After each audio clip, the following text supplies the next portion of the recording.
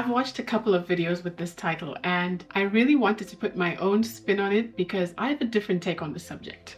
I don't really agree with the statement that it's important to look poor, and here's why. You don't have to look poor to have good financial sense and make sound financial decisions. Looking poor is not something people do by choice. It's from genuinely hard life circumstances that nobody would ever choose. Maybe a better word to use is subtle. Looking subtle, depending on the situation, can be a good thing. And also, I think the whole point of making sound financial decisions and having discipline with your finances is so that you can live a life that you love. So for example, if you're a lover of high fashion luxury brands or really fast cars, part of building a life you love will include those things. And I don't think that's something bad. In fact, you can use your love of those high-end luxury things to actually motivate good financial habits. I'll talk about how later in this video. This school of thought can also sometimes lead to people feeling guilty for enjoying their money, feeling like you have to save and invest every last penny. And that can also inadvertently encourage the mentality that the money is never enough and you have to endlessly keep chasing to stockpile more and more of it. There has to be a healthy balance of saving and investing for the future, but also enjoying your money now. Otherwise, what are you working so hard for? Sometimes these statements are also born from judging others and judging how other people spend their money. That really doesn't make sense to me because we're all different. We all value different things. It makes sense that we would spend our money differently. Things like fashion are a genuine passion for some people, while others just don't even care about clothes. And both of those things are okay. Someone is walking around carrying a $15 purse right now and feeling great about their outfit, just the same as somebody walking around with a $2,000 purses. Some other people value traveling more and they'll spend the same on travel as somebody else spends on clothes in a year. Or some others love fine dining and they'll spend a small fortune on that. Yet people often generally look favorably upon spending on travel and think all the other types of spending are bad. But not everybody likes to travel. Some people like just being home, surrounded by the familiar. Here's what I really do think is important. Firstly, being intentional with my money and how I spend it is important. So not just spending without a plan, having short-term and long-term goals of things that really matter to me and that I'm working towards. The plan should spell out that I'm living below my means. Living below my means is important, otherwise I'll never be able to save and invest and build towards financial freedom. That means being clear on priorities in my financial plan. So as much as I may love high-end things and luxury experiences, those things aren't first, second, or even third on my financial priorities. And my monthly budget needs to reflect that. It really wouldn't be a good look to walk around carrying a $3,000 purse, yet if I had a $500 emergency, I would have to scramble to get that money together. If you'd like to watch my video that talks about how to be intentional with your money and your budgeting, I'll link that video somewhere up here. It's also important to me to value things that people don't post about on social media. Things like having an emergency fund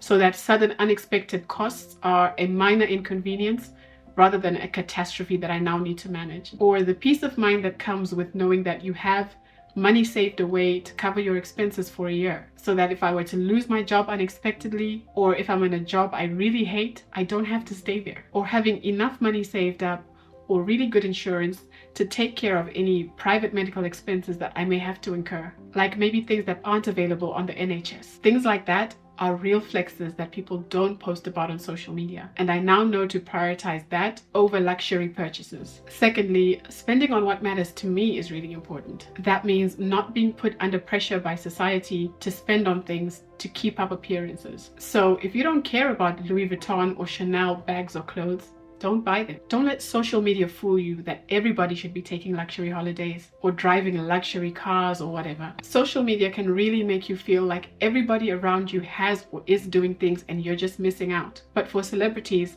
the cost of a lot of these luxury items are just a drop in the ocean of their overall wealth. And more times than we realize, a lot of these luxury things are gifted to celebrities and influencers in order to promote the brand and make ordinary people working a normal 9-to-5, earning normal wages, also feel like they need to own these things too. And sometimes people resort to financing these things with debt, which is a really big mistake. Luxury items are things that are meant to be really expensive and not everybody should have them. So you're not failing in any way in life if you don't have high-end or luxury possessions. The third thing that I think is important is realizing that people on social media and in life flex using the rewards of wealth, but they don't flex the things that actually build wealth. So people show when they're wearing designer clothes, or when they're on fancy holidays, or when they're at a really nice restaurant, but people don't come online and show their investment portfolios or profits that their business made last year, or posting details of how exactly they're able to afford all these things. So let's not fall in love with a lifestyle that we don't even have the full picture of. The fourth thing that's important to me is realizing that luxury things are just that, luxuries. They're wants, not needs. So unless I can genuinely afford them, I have no business spending on them. The fifth thing is being subtle about your finances does have its place. I think an art that a lot of multimillionaires and billionaires have mastered is looking simple and understated so that people think that they always dress cheaply. I don't know if that's necessarily true, because I'm pretty sure the plain white t-shirt that Jeff Bezos wears is not the same one that I would buy from Primark down the road. It may very well be a high-end discreet brand that costs 10 or 20 times what a basic white t-shirt should cost. But he can afford to do that, so that doesn't really matter. Really rich people do know how to be subtle and how to dress for the occasion. I'm sure that they have their occasions when they get together as billionaires and they wear the flashier things. Now, here's how I think you can do both. Make sound financial decisions and enjoy some luxuries along the way. The biggest thing money can buy is freedom and choices.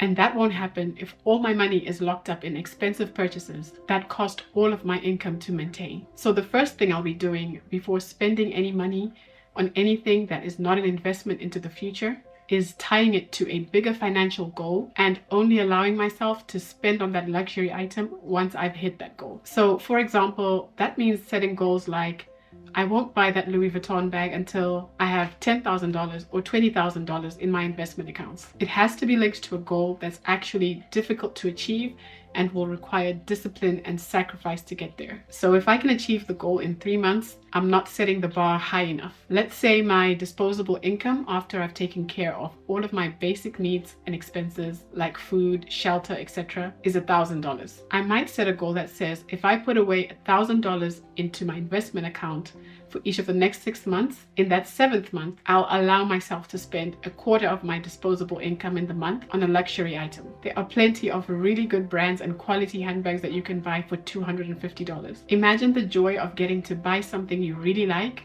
but also having the dopamine hit of that being linked to a really tough financial goal that you achieved. The next key to this is once I've met the initial target, I'll increase it for the next challenge. So the next challenge might be investing all of my disposable income for the next year, and in the 13th month, allowing myself to spend half of my disposable income on something luxury. So that's increasing the sacrifice and discipline required as time goes on, but also increasing the rewards that go along with it. And I find that linking it to my disposable income makes it easier for me to identify what I can truly afford in that time of my life. Framing it in that way can help you see it differently. Think about how hard you work for the money that you earn in 1 month. Think of all the difficult things you go through at work, the difficult people or bosses that you might have to deal with every single day, and then ask yourself if at the end of that month, spending 1 month's disposable income on that one luxury purchase is really worth it. I can spend on items that are luxury, but they don't need to be the highest end of luxury if I can't truly afford it yet. So,